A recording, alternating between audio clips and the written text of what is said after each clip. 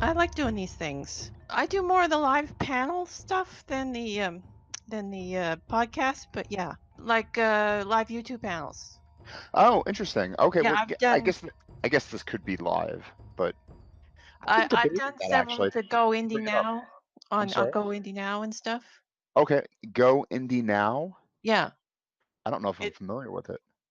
yeah, Joe Compton does it. It's I've done a couple of his panels and I did a recorded one for his new fandom show that's coming out soon. What's the fandom? It's just basically him and getting together like a roundtable group and talking about different stuff. The one I was on did a discussion of a sci-fi indie movie. Which one? It's called Seven Splinters in Time. It just came out. Oh, We got a sneak preview of it. tell me about it. Seven Splinters in Time. Does it have? I hope it has time travel in it because it kind of sounds like it should. Yeah, it does. It's actually quite good. It's kind of a little trippy, you know, like how Legion does that kind of weird visual stuff. I haven't got into Legion at all, Oh, you should. I but did I not keep like hearing that actually that it's I really did not good. like the season 2 finale of that show Yep. but the visuals in that show are amazing. You don't understand it half the time, but Well, no, I hear it it's isn't that a DC Universe thing? no, that's Legion. Marvel. Oh, it's Marvel. Oh, Yeah, it's it's Marvel. Oh, okay. Legion is in the comic books Legion is Professor Xavier's son. Oh my God. Okay. You know what I'm realizing? The more MCU stuff comes out in theaters and it becomes more mainstream, is I know nothing. I love lore though, right? I love that type of stuff. I love digging into it and seeing how Oh it yeah. works. Yeah. I mean, Spider-Man's my favorite character of all time, but Oh. I had never explored any of the other ones until just recently, so I'm really getting a kick out of it. Yeah, well, I was really into comics when I was a teenager, so I'm kind of familiar with a lot of that stuff. Is that where it started for you? Yeah, well, I went on this cross country trip with my parents across Canada Hmm. when I was That's a teenager. that's a tough So, one, right? I mean, that's yeah, not an so I easy. picked up comics to relieve the boredom. Right. It's like really flat for most of it, right? And then the Rocky Mountains, and then it gets beautiful near Well, Vancouver. no, I mean, like Quebec and Ontario, we went through the cities and stuff like, but yeah, the prairies are there's nothing but Yeah. wheat fields But and wheat fields and you're wheat actually fields. from like a fascinating place though, Nova Scotia, right? I mean, don't people fantasize about going up there? I know me and my wife do talk about taking a trip up there eventually, checking it out. Oh Like, yeah, it's beautiful scenery, sea and the beaches and stuff. It's great up here. I love it. you're still in Nova Scotia? Oh yeah, Oh, born interesting. and raised and still living here.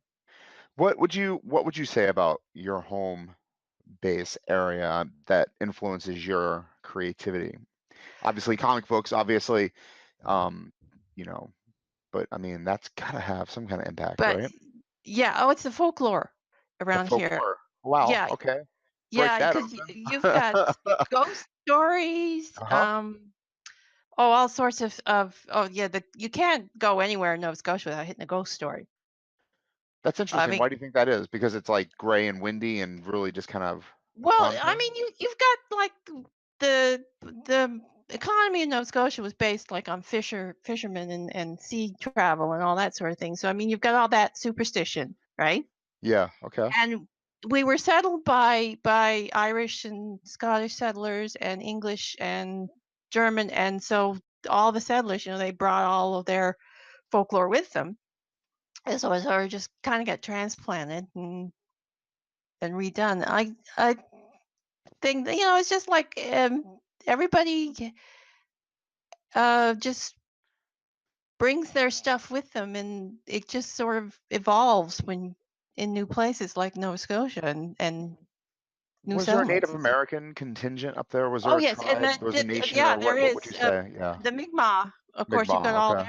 their folklore too, and that is That kind of amazing. adds into it though, right? I mean, Yeah, that's what I love about American culture, right? Even, we're American, both of us, Canadian, North American, and United States of America or whatever. Not to confuse the situation, but I mean, we love our native culture in terms of blending it in with ours, kind of, sort of, right? mm. Yeah. Well, I Not all mean, the a way. lot of Nova Scotia place names have a Mi'kmaq origin, so I mean, It's you've interesting, got that right? too. Well, Yeah. how does the blending work in terms of the native culture and the Scotch Irish kind of immigrant culture? Well, I think in a lot of ways they're similar in respects that they're both the folklore and the mythology of the two cultures Yeah, are tribal. So you get a lot of that sort of similarity. But I mean, basically, though, I mean, it's really two separate things in the province itself. Like you've got the Mi'kmaq culture and the folklore and everything, and then you've got the Celtic Irish stuff on top of it. it's interesting. What's your oldest city, like age-wise? Oh, that would probably be. Well, I suppose Halifax. Well, I mean, there is technically Annapolis Royal and Port Royal area are the oldest settlements Hmm. How because old? oh, they date back to what 1600s something. 1600s. So They, old, but they were not as settled old by as like Champlain. not They as were old. actually one of the Champlain. first Okay. settlements in Canada. Oh, gotcha. So that's like 16s, right? Wasn't Yeah, Champlain 16s? yeah. I Something mean, like that. I know my history. Just the dates have No, I kind of gotcha. evaporated over the years. But I mean, it's really fascinating, right? Because I mean, it's not St. Augustine old, like 15s, but that's barely. I Yeah, I mean, mean it's now a little I bit. think the Port Royal settlement, which is still there, the original settlement is now a historic site, Yeah. and that was the first site that was settled by Samuel de Champlain, who went on to go and settle Quebec City Yeah, he's like and found totally Quebec all City. about a whole exploration of basically the New England area, I believe, Yeah, including Nova Scotia and yeah. Toronto and all that. There was an original settlement before Port Royal down on an island somewhere off Maine, I think. Can you imagine doing that? I mean, as a writer, I'm pretty sure you have being that person in that settlement, kind of, every night waiting to see if you survive till the next morning. Yeah. Would you? I mean, it's so scary, right? Or would you? No, no, I would not. No, you wouldn't I do it. wouldn't get in a time machine and go back there. I like my indoor plumbing. Thank you.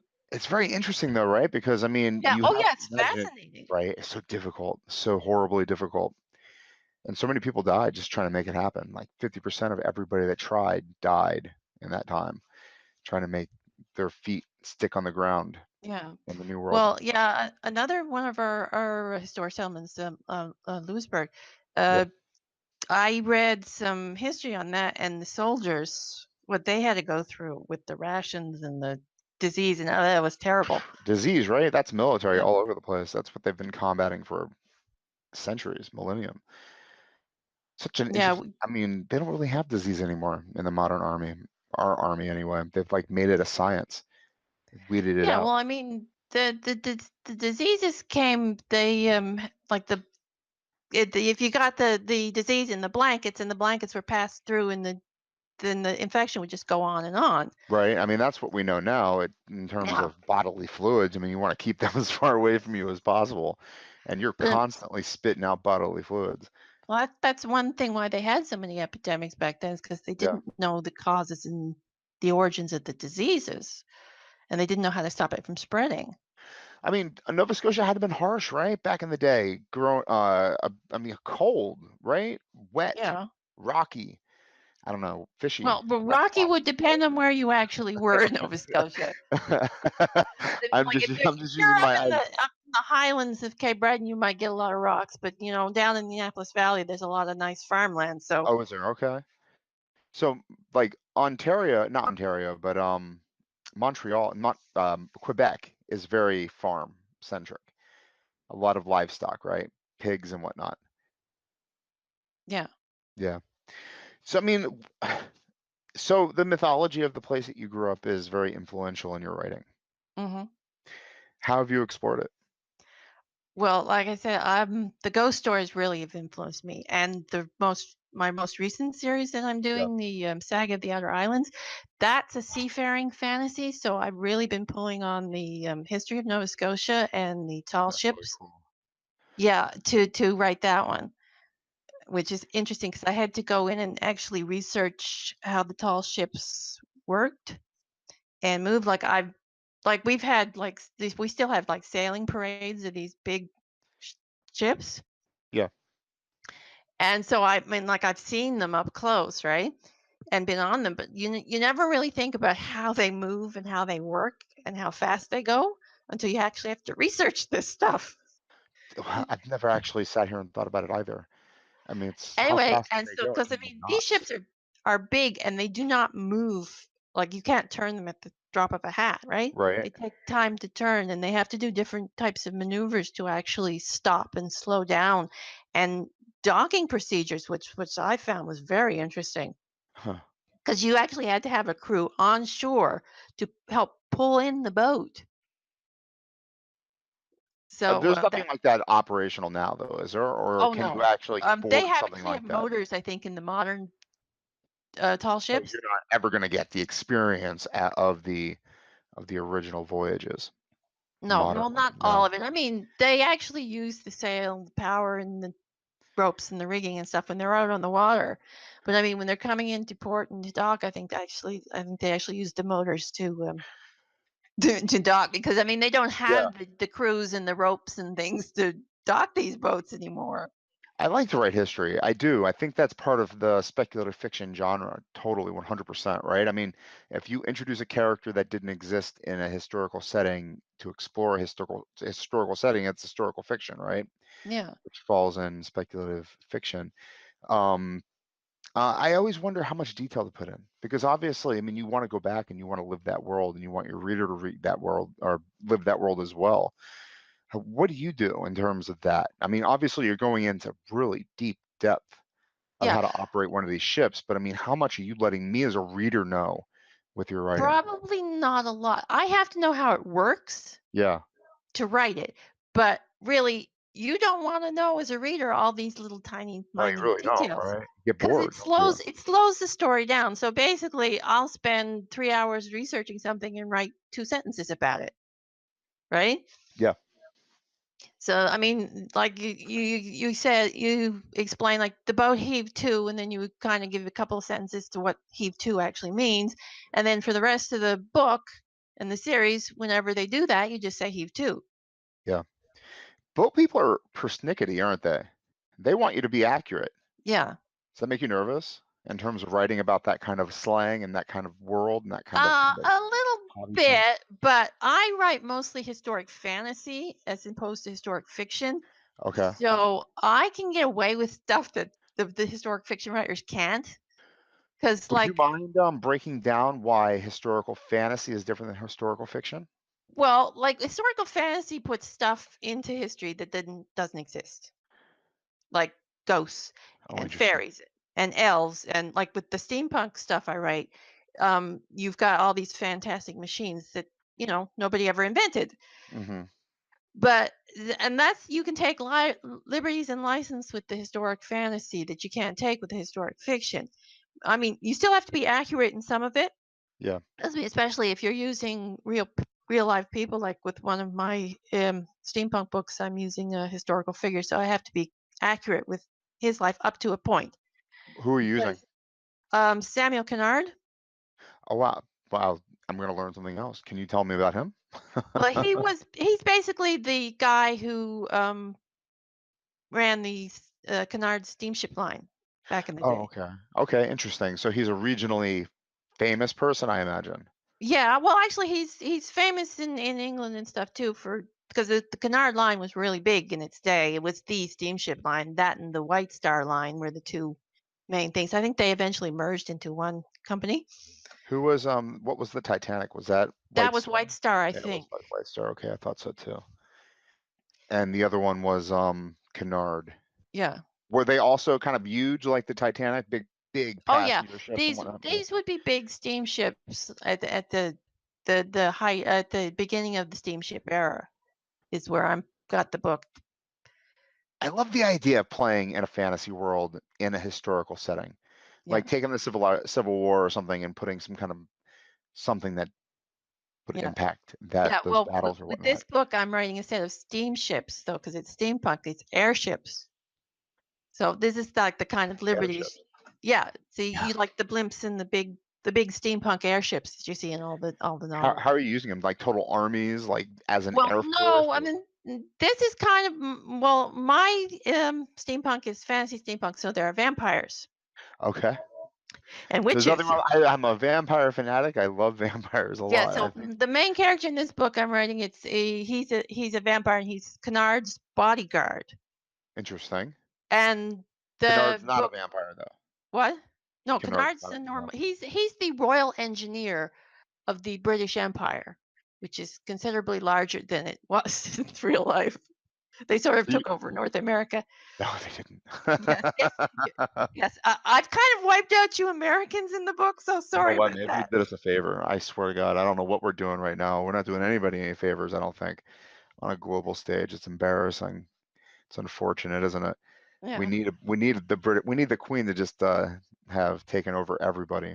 Actually, I kind of miss it. I mean, you guys still have it, don't you, up there in Canada, in terms of the royal family Oh yeah. connection? Anyway, they're still the sovereign, aren't they? Yeah. Technically. Technically, you still have a connection. I mean, it's cool. Oh yeah, they still come over for a visit, and technically, and our governor general is still the Queen's representative in this Yeah. country. So hmm So you're operating in Queen Victoria's reign. I imagine that. I don't know if yeah, that's accurate. Yeah. for Okay. that novel series, yeah, that would yeah, yeah. 'Cause I've got it like steampunk usually is usually set in the Queen Victoria era. Yeah. Anyway, mine's at the very beginning of the time period because I had to adjust the time to get Kennard in the book. Yeah. So what is that, 1860? So you're working in the Civil War era yourself. Well, no, there technically wasn't a civil war. Oh, technically because England took over, there was no Yeah, point. yeah. The Civil War got wiped out. See, it's alternate history is I what love the it, man. I love yeah. it. That's one of my favorite genres because now you get to answer the question, what'd you do about slavery? Actually, I used the vampires as the slaves. They were originally enslaved by human beings through witchcraft. That works for me. Yeah, so the whole slavery issue is actually it's the vampires now instead of, like African. So, and Africa has a couple of empires actually in the world, I think. Their But own they're like they evolved into their own empires on oh, the okay, you're continent. talking about in your world. Okay, good. So I Yeah. was like, not real life vampires. Please tell me not it's so. Anyway, so So but what is it about vampires that appeal to you? Like, is it just yeah? What is it about vampires that appeals well, to you? I like the idea of immortality. Yeah, oh my God, who doesn't, right? Yeah. I mean, personally, I wouldn't like to be immortal because I think it would get boring after a while. After a while, Yeah. I like mean, you don't want to give after it a the first shot for a few 5 or seconds 6 and just centuries, you've seen it all, exactly. done it all. Lestat, that's the perfect vampire right there in my book. He got 300 years or so, but he got all the knowledge from the other vampires that live longer. I love that mythology a lot. I love vampires because you can do anything with them, right? What are they to you? Are they demons? Are they spawns of the devil? I mean, you have witchcraft too, so I mean that's another like kind of Satan thing, right? Yeah. Well, no, it's not so much spawns of devil. It's more like sort of a supernatural evolution.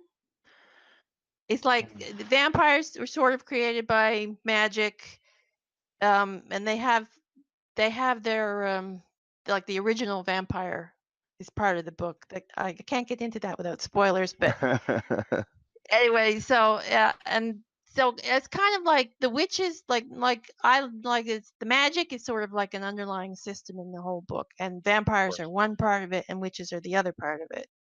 And humans are sort of in the middle without magic, and they're sort of trying to navigate everything. Do they have a stake? I mean, can they fight against the forces, or are they at the whim of the witches and the vampires or whatnot? Actually, I said you Well, said no, the vampires were the humans slaves. actually came out on top. Like in the Oh, interesting. original background, like the book I'm writing is kind of takes place after everything's been sorted out. But in the original, the background history, the humans sided with the witches and enslaved the vampires. But then as the time went on, they sort of think, well, this isn't fair to the vampires. So they sort of, you know, had this whole abolition for vampires. And now they're sort of coexisting peacefully together.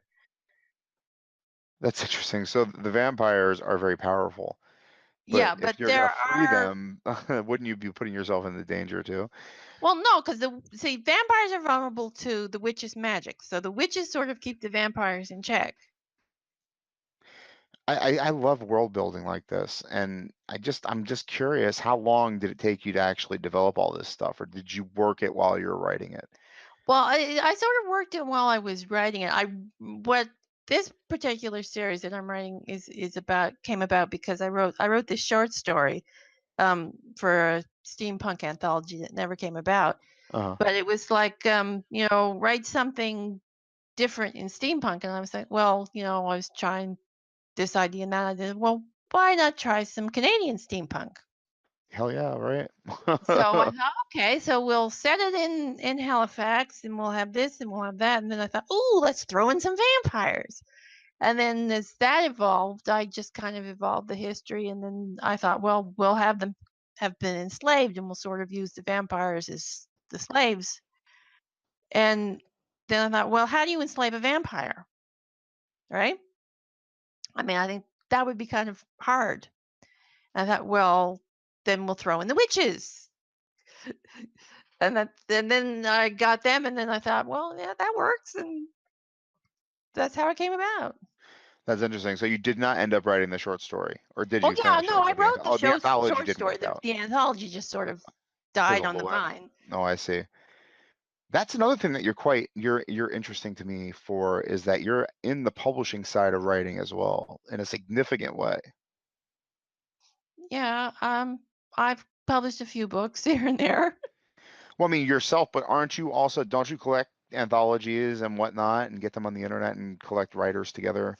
Don't I know you from that as well? Well, I did help with two, the Twisted Shorties books. I did this. There was a group of writers I used to know on this website that is now dead, Gather, and we published a short story, two short story collections of our work, and they're still out there for free. Oh, But interesting. yeah, I don't really do anything on the anthology side other than that. I mean, I participate in anthologies a lot. You'll submit, obviously. I got you. Yeah, because I do a lot of charity anthologies. I'm involved in the Christmas Lights series that Oh, comes out interesting. every year. What's that? It's it's a anthology series for to raise money for the National Coalition for Domestic Violence, Oh, okay. and we basically it's a speculative fiction anthology, horror, fantasy, sci-fi, and on a Christmas theme. And there's a bunch of writers we get together every year and we put out that anthology. And it's always fun writing those stories. Are they Christmas based, did you say? Yeah. They're always themed in the Christmas Well, holiday? yeah, there's kind of more set on Christmas. I mean, you can go pretty much any way as long as there's some sort of connection to Christmas. It's interesting, right? I mean, Christmas itself is based on kind of lore and mythology, and I've always that comes up every single December, right? A Yeah. holiday story or something, and it beats my brain against like writer's block because I have a hard time coming up with stuff. Yeah. Well, I went for a lot of my stories. I went for the old Victorian tradition of the ghost story. The ghost story, yeah, that is true. Dickens, right? Yeah. I think I've written, was it, I've been in I think I've done 6 of them, 5 or 6 of them now, and 3 or 4 of them have been ghost stories. I did one on the Snow Queen, which I liked. That was an interesting, What's the um, Snow Queen?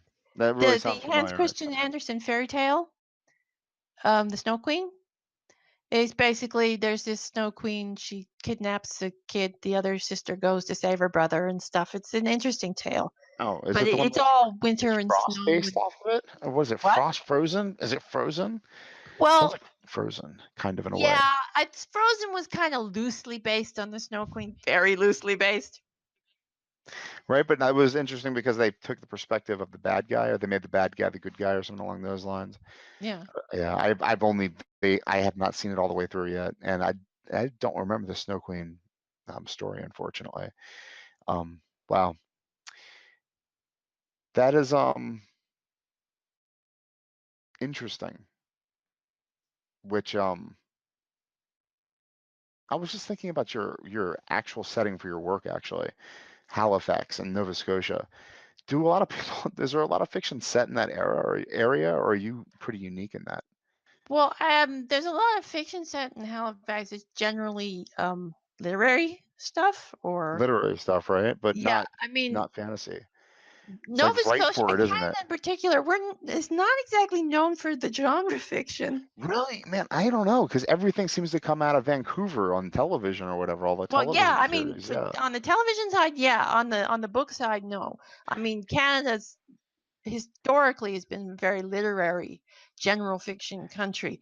Like Comedy, right? I mean, you yeah, guys, I did a book signing. I did a book signing a couple of months ago with some other genre writers from yeah. Nova Scotia, and it's like a couple of the people, like the bookstore was advertising. A couple of people asked, there are genre writers in Nova Scotia, and it's like, yeah, there's quite a few of us. We Quite a just few of you are, guys. I've yeah, talked to a bunch we're of you. just very quiet apparently. Unfortunately, science fiction, as much as we might love it and, confused why nobody else likes it, it's not as popular as we might think it is. People don't like science fiction books. It's hard to read stuff like that, because you have science in it. It scares normal people, I gather, Well, they shouldn't be scared. Science fiction's fun. right? Yeah, I Who, mean, I love science fiction. where did it start for you, science fiction? Star Wars. Did it really? Yeah, probably. I mean, I watched Star Trek before that, like on the reruns on TV, but Hmm. Star Wars was the big movie for me. I seen it back in the day in the original run in the theaters, and it was like, wow, it kind of blew my little child mind. So you're the class of '77, huh? Yeah. I'm Anyway, sure my so I'm sure my dad brought me, so I'll count myself, but I was only like 7 months old or something like that when the original came out. So I mean, are you a Star Wars fan over a Star Trek fan, or can you even does that? That's no, I love them both equally. So I yeah, mean, I'm like the same. I'm It's like not how do you do I'm that, not either or. I'm both. right? I mean, you can't be an enemy of one. It just doesn't make any No. sense. I mean, I love they're both such great fantasy stories, aren't they? Science fiction fantasy stories. Yeah. I personally really love the hard side of science fiction where the science just feels so real and you think this could actually be Yeah. happening. Yeah. I'm especially like this the new series The Expanse. Oh my God, yeah. Oh, I talked to Daniel Abrams on this podcast not a few weeks ago. He's an amazing dude, and it was a really great conversation. Highly recommend it if you want to check him out. I think yeah. he's all over the internet. But in terms of hardcore science fiction, yeah, they're nailing it, aren't they? Oh, yeah. I like it. I mean, the politics going on there, and that's usually missing in a lot of the science fiction works. The Yeah. global scale or Yeah, the I solar love system the way scale. that they work the politics in on that, because I Right. mean, it's not like it wasn't preachy. It's like it felt like part of the world and real. Like it's just an extension of what might have happened, what might happen. I love the way they did it. Do you don't venture into the hard science fiction though at all too much, do you? No, I do write science fiction in my short stories and in my flash fiction and my drabbles. It A lot of that tends to be humorous as opposed to hard science fiction, though. I gotcha. Humorous and science fiction go together. I like Yeah, it. I mean, yeah. Douglas A Adams, lot of right? a lot of my drabble series are really like kind of absurdist sci-fi. Do you use Drabbles to have kind of a serial going on with the same character in the same world? Because that's Yeah, I interesting. do. I've got a couple of them. I'm moving them over to Patreon at the moment, but Oh, um, y- yeah, I've got my Frankie and Johnny virtual adventures, which is basically two crazy people who are technicians in a like a holodeck, yeah. and things It's a keep good idea glitching. too. Are you in like a Star Trek universe and in the stories? Well, Or no, no? it's not a Star No, Trek just the universe. holodeck. Okay. It's kind of like the regular universe, only in the future with virtual reality programs. Yeah. And they're sort of people who create it, maintain it. They're technicians, right? Yeah. And so they're dealing with the glitches, the problems, the things that go wrong. and which is basically what the Drabbles are about. Like the best episodes of the Star Trek Generation series, basically. And yeah, but except these problems tend to be very silly, weird things like the dimension that ate Thursday, sort of. That's my favorite one of theirs. That's really cool. So so they're no longer, where were they before their journey to Patreon? I had them on the blog, my blog. Oh, I Um, gotcha. yeah, like I posted them. I originally started them on the Gather website, but that sort of went defunct, and then I moved them over to the blog, and then I decided to put them on Patreon and make a continuing thing of them. And I also have another one which is not up yet, but it will be. It's my Flying Monkeys Genetic Laboratory series. I love that. That's an Which awesome title. That really, Genetic Monkeys and the Flying Laboratory series. Is that no, what you no, said? Flying Monkeys Genetic Laboratory series. Okay, I got It's it got backwards. everything in it but the flying monkeys. That's amazing. That's pretty cool. So that's also going to be a Drabble type serial. Yeah, that one's basically it's there's a lot of clones and strange inventions in that one. Just to make sure we're on the same page, a Drabble to me is like 50 words. No, it's 100. 100 words. Okay, 100 Yeah, words. Okay, that's better. I was confining myself to 50 words. I've written a few Drabbles. I like it. I like short fiction a lot. I like playing like that. It's very much yeah, like poetry, isn't it? Especially when you play in like a fantasy or a speculative world yeah, or whatever. yeah. Yeah, I really like it a lot. Oh yeah, I write a lot of that, and I write a lot of the my horror stuff is flash fiction too. I do. I'm one of the writers on the Pen of the Damned blog. So Yeah, that's where I know you. That's the name I wanted to hear. yeah. Oh, I love writing the horror stuff over there. That's fun. And oh, they're so talented over there. Yeah, I'm a big fan of Lee Foreman. I've had him on the podcast a bunch of Mm. times.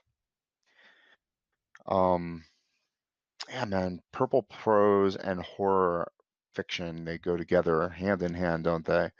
I mean, you really just want just the words to bleed, don't you? Yeah, yeah, yeah. Them and the words and the characters have to bleed when you have the horror. Yeah, I mean, do you? I've been wondering because I mean, obviously, you cannot enjoy, you cannot avoid horror entertainment anymore. I mean, it's all over the place. So I mean, you get sucked into the tropes, right? I mean, the tropes are always there.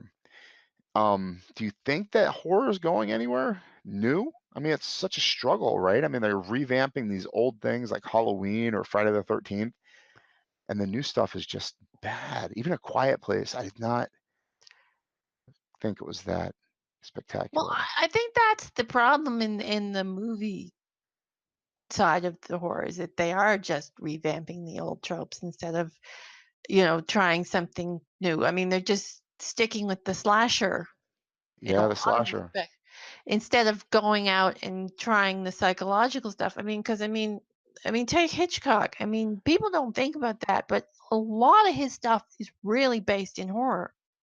No, all of it, right? I mean, he's got a Yeah, lot of interesting things. He's got a guy going about his life that gets snagged up into this horrible thing where he's getting shot at from, the sky or whatever, yeah. monkeys I by mean, Northwest yeah. or I whatever. mean, you could say some of it is crime based as well. But I mean, yeah. I Well, mean, I mean, psychological horror. I mean, the guy yeah, went from not that to that. That's horrible for him. You know what I mean? That's a horror story yeah, in a way. I mean, yeah, it's mixed up in a whole bunch of different elements, but we are talking about Hitchcock. You have to look deeper. I mean, you're outside in public and all of a sudden you're being dive bombed by yeah. birds. But I How mean, and horrible. that's what makes his stuff so memorable because Yeah. he Yeah. feeds on the essential You can element understand of that. fear, hmm and then everybody can understand that. What's good in horror right now? You said psychological. That's popping in terms of what's working in horror fiction. Well, yeah. Well, I mean, I most of the horror stuff I know it's indie horror. So I mean, I can't tell you too much about the mainstream stuff. Well, indie horror is what I'm interested in hearing about then. Yeah. Well, like my Ladies of Horror group. I do the flash fiction over on that spreading the writer's word blog. Uh, Okay. yeah. The Nina. Oh, I can't pronounce her last name. That she uses. She does the Siren's Call. Oh, I Um, know her. I've had her on my podcast too, yeah. Okay. actually. Yeah. She runs these flash fiction stories we write from pictures, Yeah. And some of the ladies over there, oh, they are so brilliant. Yeah. I've talked to Nina. She's a Yeah, really nice lady. She's from Italy, right? Sardinia, or is it someplace else? Some amazing place. yeah. But yeah, that's she's great. She does the stuff on the Pan of the Dam too. But in terms of the direction that horror fiction's going, I mean, what is being written about that people want to read? What are people latching onto that you noticed? What do people gravitate to? I mean, what, like, when you're setting out to write a horror story, what are you looking at in terms of your content? Are you Well, when writing just I set out genre? to write a horror story, it's usually something psychological or paranormal. Because I mean, is pretty big. I mean, a lot of it does tend to move over to the paranormal romance sometimes, but No, yeah, but I mean, there's a lot of you know darker paranormal and even dark fantasy is rather big, is getting bigger. right. I I mean, mean, because I was watching a podcast the other day about grimdark. grimdark, right? Okay. Yeah, and I mean, and that's it's an interesting genre. I mean, I was listening to it thinking, a lot of my stuff is kind of it's not fully grimdark, but there are elements there. Well, what would you consider fully grimdark? What would be Well, an example? from what I read, from what I was gaining from the podcast, it's basically grimdark is basically fantasy's version of the dystopian novel. Gotcha. So everything is bleak and broken and And nothing's yeah, working and bleak, broken, and violent. yeah, okay, and lots of blood and gore and monsters and evil. Yeah, I like stuff like that. Um, and that has elements of horror in it. I mean, it's a scary Yeah, concept, isn't it? I mean, that's what works, isn't it? That's what Star Wars works. I mean, it's not just one thing. It's elements of a lot of different things. yeah. Well, yeah. I mean, there's a lot of fantasy in Star Wars too. I Yeah. mean, it when I watched it, the thing that struck me most is mostly it's like a King Arthur. It's like King Arthur Oh, in totally. I mean, it space. follows the hero's journey, doesn't it? I Yeah, mean, it follows absolutely Luke Skywalker is that archetypal hero. He's called to action, he's following along. He's given a weapon by a master and some training and sent on his way, tested along the way, made stronger. And then at the end, he gets the victory and comes around full circle back home to where he's rewarded by the princess. I mean, it's like perfect. George Lucas was not original. You know what I mean? He wasn't yeah. creating any of this stuff. But No, what but he he took, did when but he that took all of this stuff, he melded it together in such a perfect order that he actually made all of it better. You know what I yeah, mean? And it resonates in such a way that even with the name Star Wars, the thing is a classic and it'll live forever. yeah. Because I I don't mean, know what's going to happen with the sequel, so he took the classic tropes yep, and he it worked spun them them out perfectly. in a new way. He But put them in yeah, space. he honed them in an Yeah. expert way somehow. I mean, you look at what he did after that, and you're like, dude, how did you manage that? I mean, what an Well, accident for you, man. I've yeah. seen your other stuff. None of it resonates like that, does it? Only that one Apparently, he thing. had a good editor with his wife. Yeah, that's what I hear. Yeah. That's what I've heard. See, Without her, this this would have is been a lesson to writers. Always have a good editor. that's my wife. I actually have one of those, and I would be very, very remiss if I did not have her. She's my everything in terms of my literary career. She reads everything. Unfortunately, I've written. Poor person. So yeah, I understand that. You need a wife, right? Or a significant other, or somebody that's going to look at your stuff and let you know what's up. Yeah, you definitely need a sounding board. So When what's on the horizon for you? well, the second book in my Saga of the Outer Islands series comes out in August, Okay. hopefully, barring any horrible catastrophes. Oh, Um, anyway, so it's done. It's in the can, edited, cover art, all that good yeah. stuff. Well, yeah, the cover art's ready. I still gotta finish the blurb, and it's at the editors at the moment. It'll be back. It should be back shortly, and then for me to go over and do the last bits on it. So, So what and happens in August for you?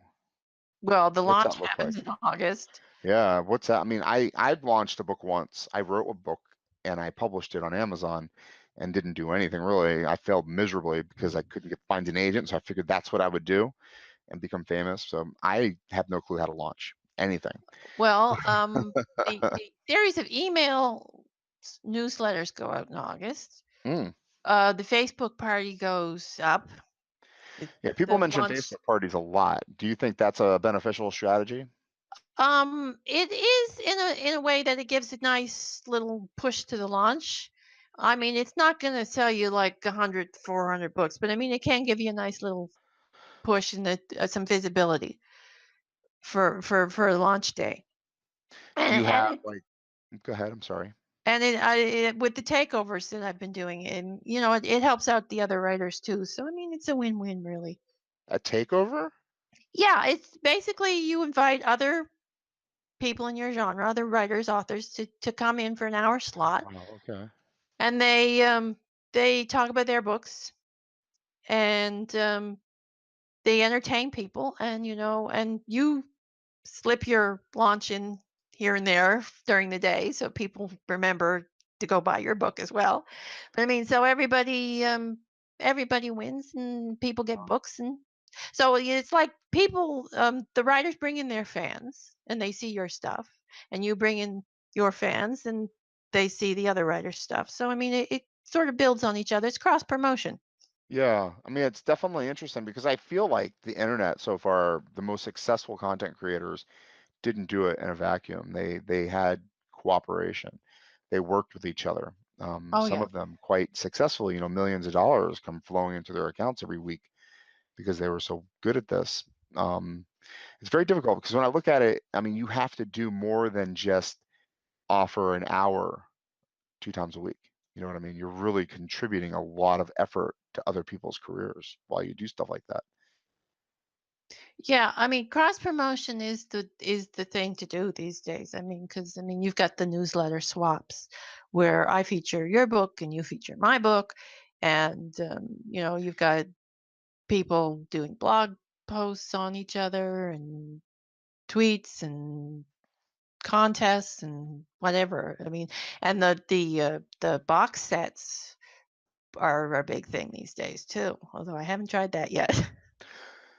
I mean, what's a box set? Do you Well, get? basically, a box set is a genre like sci-fi or fantasy, where all the fantasy authors, they stick their novels together and they send it out into the world, and every one of the authors promotes it. And a lot of times they'll put it on like Mm. for 99 cents or something and get a BookBub promotion.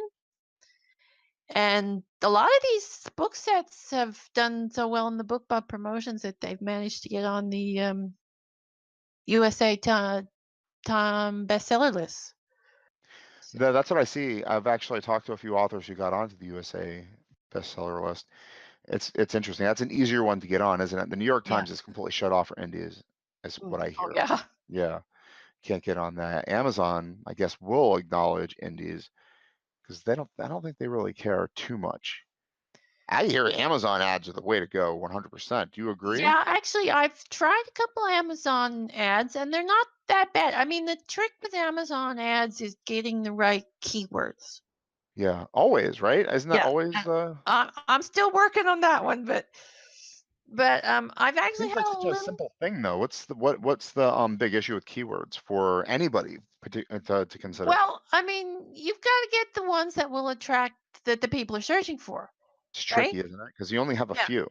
Because and the thing is, well, with my particular series, it's a seafaring fantasy, and I'm trying to find like um, similar books, which frankly was a little harder than I figured.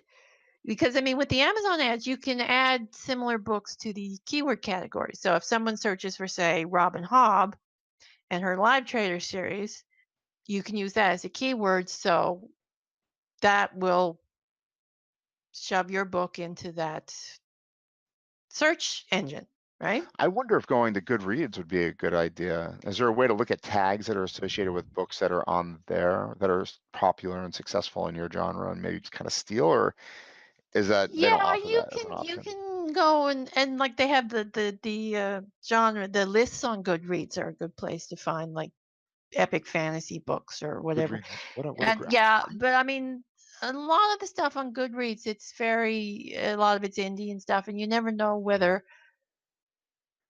these things will be searched for, right? So you That's the problem, isn't what it? you really want on Amazon with keywords is things that are popular. Because I mean, that's what will shoot up to the top of the keywords in the search engines is the In your popular ones. genre specifically, because you really don't want to put what's Yeah, yeah. I mean, popular you in other don't. Yeah, people's that's the genres. thing. Yeah, You have to get the keywords in your genre too, because you don't want yeah. keywords over in romance. Because the romance people will not buy things like dark fantasy or grimdark. Well, they might, but I mean, that's usually not what they're looking for. So how much time do you think you're going to spend in August doing all this stuff on a daily Oh, basis? probably a lot. Because I mean, but I've got a lot of it planned out to go. Like, so I just have to like fill in bits and like let it go. I mean, that's where automation comes in nice, like because with the templates for the e-newsletters, you just have to fill in the stuff and schedule them. And then with tweets and things, you can just use TweetDeck or Hootsuite or whatever and schedule that all to go out automatically. So I mean, that saves time. Yeah, I use that stuff too. I like it, right? I mean, I have no clue. I mean, it seems like annoying because I kind of recycle a bunch of stuff too. I'm not sure. Do you send more than tweet more than once? Well, I generally take a tweet and kind of fiddle with it a little bit, like make different types, same sort of idea, different words, different versions of it, because it sort of makes it a little variety in it. I just figured nobody's looking at your feed that much to see the same thing go by that Probably often, not. right? I mean, it's just so impossible. but um, but lately I've been using Instagram, I hear and that. Bit Bookstagram, yeah, Bookstagram. I've been doing some graphics on Adobe Spark because I upgraded to the Adobe Pro and I got a bunch of stuff with it. Interesting. And so I've been doing all making graphics and quote graphics over on Adobe Spark and posting them to Instagram. They're doing quite well as far as views and stuff. Adobe Spark. I use Adobe Photoshop. Is it anything like Adobe Photoshop? Probably, but basically with Adobe Spark is you just go there, you click make a post, make a page, whatever you want, and they have like preset templates for Instagram, Facebook, whatever. And they have like free photos you can use, stuff from Pixabay and Unsplash. Oh, interesting. And then you can choose designs. They have their pre-made designs you can use that you can transfer to the photo you've chosen, and you've got different fonts and whatnot. And it's just like you can sort of like a step by step make your own graphic program. I freaking love Adobe. I love them. Don't you get them free though, being Canadian? Doesn't every Canadian like get it in the mail? This is your upgrade for the year, your Adobe allowance. No. No. No, no, we gotta pay for the premium Oh service my just like God, it's everybody so else. ridiculous. I hate it so much. It's so expensive. I love Adobe though. I mean, it's the best software if you want to manipulate images Yeah, well, and I whatnot. don't have the Photoshop because I use GIMP. I use GIMP. You like GIMP? Like Yes. I've used GIMP before too.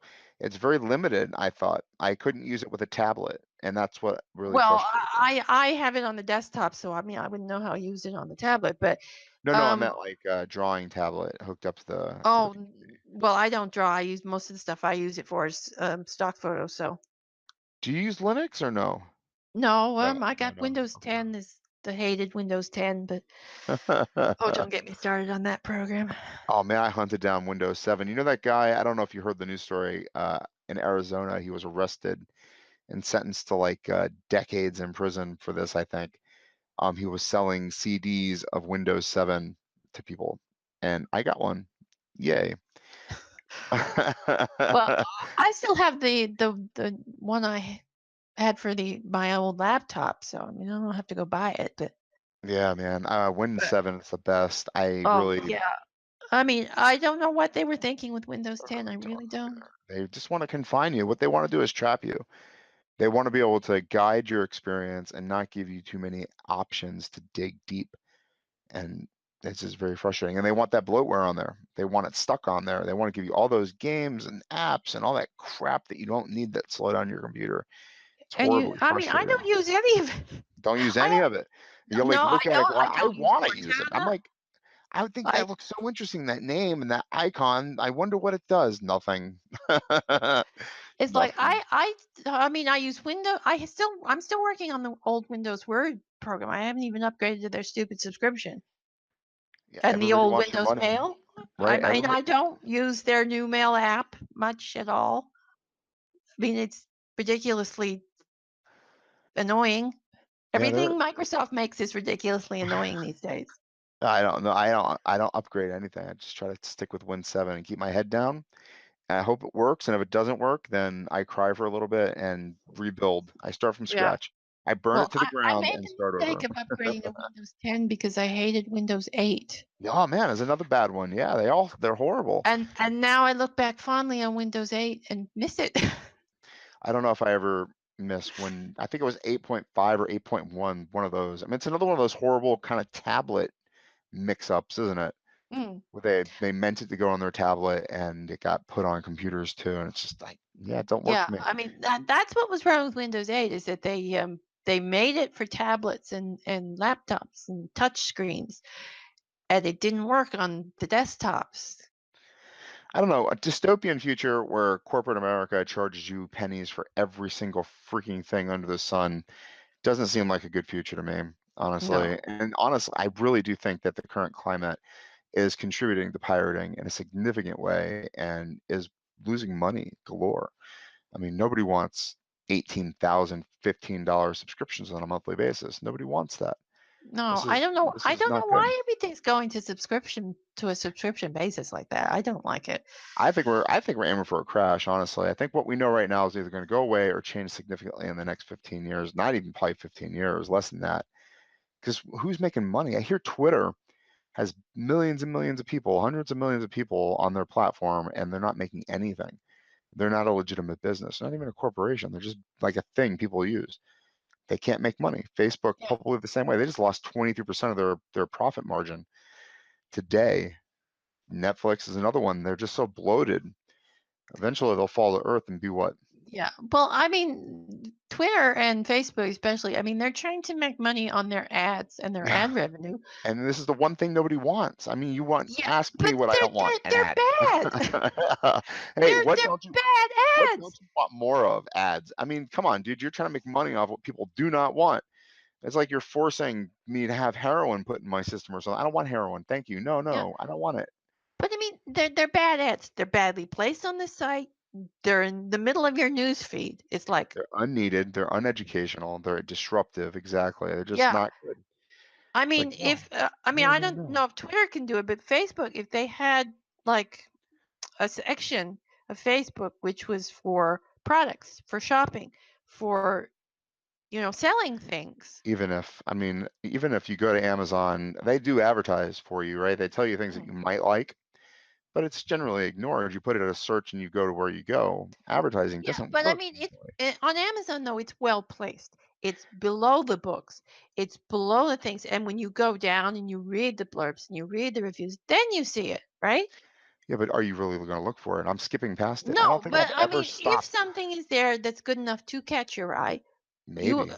you are going to click. No, you are going to click it because I Well, mean, yeah, I've I guess you're right because if it's like 100% on target, if I'm looking yeah at I'm looking at something, let's say a horror fiction novel specifically, and then boom, there's a title right there that goes perfectly with what I'm looking for. Yeah, I'll probably click on it, yeah especially if I'm doing research, right? If it's a title that's going with what I want to learn, boom, I'll just go off. I mean, if it's about history or blah blah blah. yeah because I mean, I've been shopping for things. I've gone on Amazon, shopped for things I wanted, and then I've seen Yeah, in the I recommended trust exactly that stuff. little bar that says recommended or buy with or Yeah, people look at this or whatever. it's That's like I've seen perfect. it. Oh yeah, I want that too. I was, Amazon's perfect and for that, isn't I'll it? click it. I'll either add it to the cart or I'll add it to the wish list. Yeah.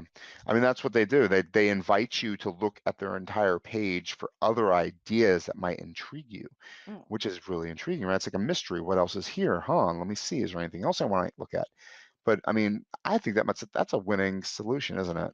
Yeah, I They're mean, they're that making that you stuff find the should stuff that do you're good interested in. advertising, right? And that's what Facebook and Twitter should be paying attention to, is how Amazon does their Yeah, advertising, because subtle, Amazon's good at it.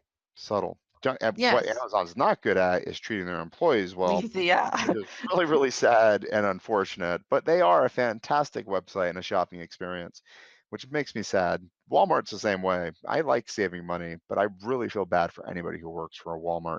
I don't know if they have a Walmart in Nova Scotia. Oh, yeah, we got Yeah, Walmart. It's like, yeah, good unfortunately. prices, but yeah.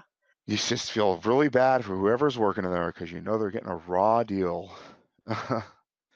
um, yeah, man. Advertisements. I mean, that's what you're doing, right? That's what you're trying to do ultimately, is get people interested in your product, which is your novels or your stories. Yeah. And I if it's mean, not and you, then it's the the anthology publishers or me trying to sell my podcast. I mean, everybody wants everybody's eyeballs on but something. the difference between good advertising and bad advertising is good advertising kind of says, here's some stuff you might like. Go check it out. Bad advertising goes, bye, bye, bye, bye. Yeah. What is it though? I'm thinking, specifically about the head-on commercial back in 2000, whatever. You know what I'm talking about? CNN used to do it all the time. Apply directly to the head on. It gets rid of the headache or whatever in the entire commercials. Just that word being pounded at you over and over and Oh, I over think I again. do remember that. Oh, There's another brand, and this was only on the internet on certain sites you would stream videos on. It would pop these Mucinex ads over and over and over again. And now I can't see or think of mucus without thinking of Mucinex. And I guess they won. You know what I mean? They're yeah, not subtle. They're not trying to be my friend. They got a no, sledgehammer but I and they're mean, trying to beat it into me, but they won. yeah, they did. But I mean, did you ever buy their product? I did buy it once. I think it did work. I had a horrible head cold and I had to do something. It was recommended. I don't think it's a horrible product, No, but it's not a they're a horrible horrible product. company for advertising to me like Yeah. that. That sucked. Oh, the best advertisement I ever saw was for cough medicine. I don't know if you get it in the States, but it's Buckley's. Oh yeah, I've done Buckley's. Buckley's is the worst tasting stuff, but it Yeah, works but so that's why magnificently with the well. advertising was so brilliant, because they cashed in on that. The advertising was, it tastes awful, but it works. It does work. That stuff is horrible, I and I mean, but think it, I think it is it a was a Canadian. brilliant advertising slogan. I Yeah, mean, I people think it's a remember that. Canadian company. Yeah, right. Humor, telling a story, approaching it in a subtle manner. I mean, they're forcing people to pay on a monthly basis to avoid these things that should actually be more of a service, maybe. I don't know. Yeah. I mean, ultimately, how do you buy things? You hear about them, I think, right? I mean, you want to go to the store, you buy laundry detergent. You're not going to be sold to buy something there at the store. You're going to go specifically to something, right? You're Hmm. going to get it and you're going to go. I mean, advertising is probably not going to work on you for that product. It Yeah. seems like a waste of money, Yeah. You honestly. have to have a good product though to back up the advertising. As a writer, I want to see more contests. Like Tide comes out with a writing contest. How do you incorporate Tide into a story or something? And that gets published on the Tide fiction website or whatever. Oh, I, yeah. I love it. I love it when there's, I'm not sure Tide would like my effort if I ever did a writing contest like that. Because it was like, somebody takes a box of Tide and stuffs it down someone's throat. that would be Something the horrible. horror does not horror and darkness does not do well with stories for advertising They products. work quite well. I mean, Tide would Well, be a depends great on the product, I cleanup guess. device at the end of a story with a serial killer. Oh yeah, yeah, Never that goes would anywhere work. without it, right? Yes, yeah, Tide, the Tide gets those brand. nasty blood stains out. I wouldn't kill and without it or something along those lines. I mean, yeah, I get really creative with stuff like that. I mean, honestly, that's the problem, isn't it, for me? Marketing, this whole idea of being an indie publisher or indie writer for that matter, I get stuck in the fact that I have to stop writing and do all this other stuff. Yeah. Well, that's why one of the reasons why I started my own group on Facebook. So, because I mean, you just chat with people in the group, like, and tell them what you're doing that day. And so you're sort of marketing and being just yourself. Yeah. And I don't understand why Facebook gets a bad rap because I didn't use it forever for this purpose. But diving in a little bit deeper into the writing communities, I've discovered that there is just a sea of people out there writing and creating Yeah, content and telling yeah. The stories and doing all types groups, of cool stuff. My stupid groups and phone. events and stuff on Facebook are great. And I didn't realize that. I mean, I didn't really play around with Twitter either. Excuse me. I'm so sorry. Okay, stop. You can stop. Thank you. Yeah, the hashtag games Oh, on Twitter are where. okay. I'm so sorry. I'm so sorry. All right. That's over with. I no Yeah, longer have a phone. the hashtag games on Twitter are the best things for writers. Yeah, the hashtag games. I don't know where to find them, Yeah, well, honestly. I'm currently doing one character tell, which I like. Oh, interesting. Where'd you find it at? Did you just happen Oh, upon it? Because that's how I've been. yeah, I just had like happened upon it. One of the people I follow was doing it, and I checked it out. And there's one I tried today. Was it VSS? Very short story. Yeah, VSS 365, and that's basically they give you Very a short story. Oh, yeah interesting. they give you as far as I understand. Like I just tried it today, so I'm not 100% sure, but they give you a word, a prompt word, and And you go with it from there. Yeah, yeah, man. you I just love make up a stuff like little that. like a tweet story from there. Anyway, and then of course there's the ones where you post your lines from your works in progress, like One Line Wednesday and thirds. I do those too. And the one that I do religiously though is the haikus horror haikus day. Horror Hike Horror haikus day. Tuesday. That is for horror poets like me because I also write poetry. I love poetry too. I mean, I don't And really consider myself a poet, but I like messing around sometimes like that. but but that's run by Horror Maid. Um Jeanette Andromeda, she's an artist and she does drawing or she has guest artists and for the prompt and then you write a horror haiku based on her drawing. Oh, that's cool. Yeah. And you just And that's actually the actually I've done enough of those that I published two no books. way. Yeah, horror haiku and other poems and horror haiku pas de deux. Was there a is that French? Yeah, it's a We dancing don't term. allow French on this It's podcast, a I'm sorry. dance term actually. I was early. I'm Yeah, joking. You can speak French. I like it. it's I can't speak ballet. it. I can't twist my tongue in that direction for some reason. I have no clue why. Are you fluent? No. No. I took you take French in high school in Yeah. Canada. But that's about the extent of my French. I mean, it baffled my brain, frankly. Yeah. It really did I me mean, too. it's a lovely language and I really like it, but it's sort of opposite in its dialect construction to English, and my brain just had trouble comprehending that. I've done 3 studies of languages. I've done Spanish, I've done German, and I've done Italian. And Spanish was in high school. Forget about it. I know what I know. I could probably get by eventually. German, and I know what I know. I don't really. That was a horrible waste of time. But Italian, I went to Italy and lived there for a few months, and it was easy to pick it up. You start picking up the nuances of how they're saying things. You're not Yeah, confused anymore because you yeah. start mimicking people. I mean, you cannot learn a language rote. You know what I mean? You can't learn it from on paper. You can't memorize it, I don't think. I mean, I guess you can. No, I mean, immersing yourself in the country or the language, yeah, it's the best way to learn a Best language. way, man. I mean, it's really, really works well. But you have Montreal right there. And you would Yeah. think they'd just pick it up. It's like right down the street, isn't it? No, 5 minute it's walk. 2 provinces over.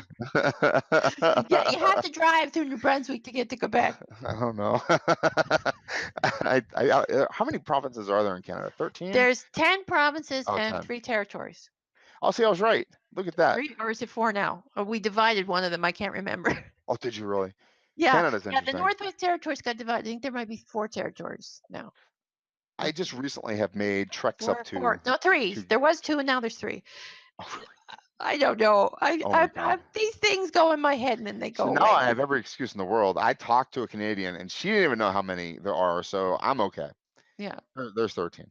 Man, I have learned so much talking to you. You are a wealth of knowledge. It was really a fascinating conversation. I could not have hoped for any better, honestly. I really does tickle me when I have somebody on who he just kind of enlightens me the whole time on different things. It really is one of the reasons that I do this is just to kind of learn and get new ideas and stuff. And it was really enjoyable talking to you. Yeah. I like to finish up the podcast just with a couple questions. The first one, I like to pick your brain about what you're reading right now, like what's on your Kindle and your night table and stuff like that, that you would like other people to be aware of, other indie authors and whatnot. Well, I'm currently reading an anthology called Ragged Heroes, Oh, which is okay. a fancy anthology, and it's really good. It's a little longer than most anthologies, and I haven't had a chance to finish it yet. But that one I'm like, and Andy Peliquin just relaunched his series, his Dark Blade Assassin, I think it is the series. Okay. Anyway, and he is a fabulous writer, and you really should check out his books if you like dark fantasy Okay. or Okay. an epic fantasy. And he's got another series, the Night Guild series as well. And he's going to be launching another one, The Heirs of Destiny, soon, in next year, I think. So, yeah, he's well worth a read. He's a fabulous writer. So that's pretty much. And I'm still reading Joshua Robertson's. Oh yeah, I've had him on the podcast too. He's a nice Yeah, guy. his books are great too. I'm in the middle of his series. It's really kind of amazing how many people we share in common. Maybe the world's not as big as I thought it was. I'm Well, sure. the indie world might be a little smaller than, or because I mean, well, Joshua Robertson is pretty much everywhere. I mean, I'm amazed at what he gets done. I mean, really, with his all his stuff, his conventions and everything. Yeah, he's living an interesting career. It was a Mm. fascinating conversation. Yeah, I think he's in talks to get some of his books done for TV or something. Even Oh, good for him. yeah. Good for him. Because when I talked to him, he had just quit his job too to go full time. Well, I think he can afford it. I mean, because I mean, really, he's doing like conventions every week, and it seems like it anyway. Maybe not every week, but I mean, yeah, because I mean, and he's doing the author 365 over on Instagram with a video every day. I don't know where he finds the time, but he seems to. I mean, I guess he's again. I think he has a really great wife. Oh yeah, well, she's an author too in her own right. Oh And yeah, I think so. I think they're both yeah, content creators. yeah, That and it really helps when you have help like that, right? When somebody's yeah, backing you up and helping you out. I mean, Stephen King is a prime example of that. Tap of the King, I mean, made his career. Without her, he wouldn't. There wouldn't be a yeah. Stephen King. Well, I think what she's the one that fished Christine out of the or The Carrie trash. out of Yeah. the I think it was Carrie out of the trash. Carrie. Yeah. The prom one. Yeah. The girl with the psychic abilities or whatnot. Yeah. Yeah, man. So I mean, where can we find you on the World Wide Web? I'm pretty much everywhere. I've got a group on Facebook, AF Stewart's Minions. I'm over on Twitter at Scribe77. I've got a website, Welcome to Avalon, and I have a blog which I do author spotlights and interviews. Are You Afraid of the Dark? That's cool stuff. And would there be any way that you can send me links to all this stuff, or is it consolidated someplace on your website that I can steal it and put it in the show notes? Well, the website link I think is on my Twitter account.